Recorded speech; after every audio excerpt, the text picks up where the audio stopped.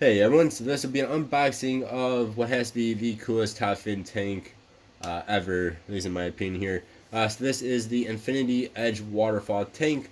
So you can see the water seamlessly overflows tank's edge, so it literally comes down the front of the tank. It looks really cool. This is the 10-gallon version. There's also a 20-gallon version. I got this one on sale for only 70 bucks. The other one, the 20-gallon, was on sale for like 90 bucks. I almost bought the 20, but this is a good sized tank. I didn't know if the 20 would actually fit in my spot. So, like, the side here is pretty big. Then this is what it all includes. You have ceramic rings, you have a return tube cleaner brush, which is going to be very nice and useful. Wrench and bubble level for adjustable basin legs. We have a lid with a feeder flap, blue and white LEDs.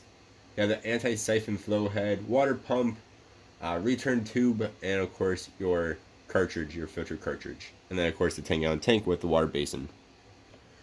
Alright, so here it is out of the box. You see this is a 10-gallon version, but with that basin makes it quite a bit bigger. We'll show this off all the way a bit better here, but first I want to show what is all in here. Let's see what's all in this tank here. Alright, so showing off everything that comes with it.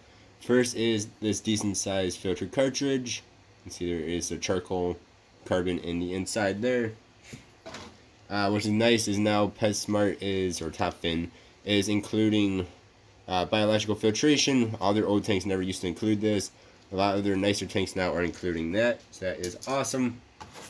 There is your wrench. And in this box was this guy, your power adapter. Sorry, I know this is a little bit dark. Let's see, we have this pretty dang long and very flexible scrubby thingy for the tube back here. So that is for the tube. This thing is super duper flexible, so that's really cool. That actually is pretty nice. Then we also have your top. It has blue and white LEDs. Hopefully you guys can see that pretty well, but this is where the water will come through and flow down the front of the tank. This giant feeder flap, holy cow. That's like 3 or 4 regular size feeder flaps in one. So that looks really nice. See, of course you have this tube back here. In this part right here, I will show this off a bit better in a moment, but is your pump. That's where your filter cartridge will sit. So this is your filtering area. Then there's also a pamphlet on the inside. Yeah, and then this is interesting. Right here, you guys probably cannot read that, but it actually says that this tank will have a higher evaporation rate.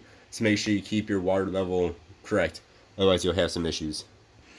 Alright, let's show you around this tank a little bit better. This is what it looks like with the top on. I think it's on there correct. Again, you can see all the little holes here. That's where the water should flow over. If it's on there correctly, it seems kind of off. I'll have to make sure it's on there correct when we set it up. Without that top, you can see this bit here.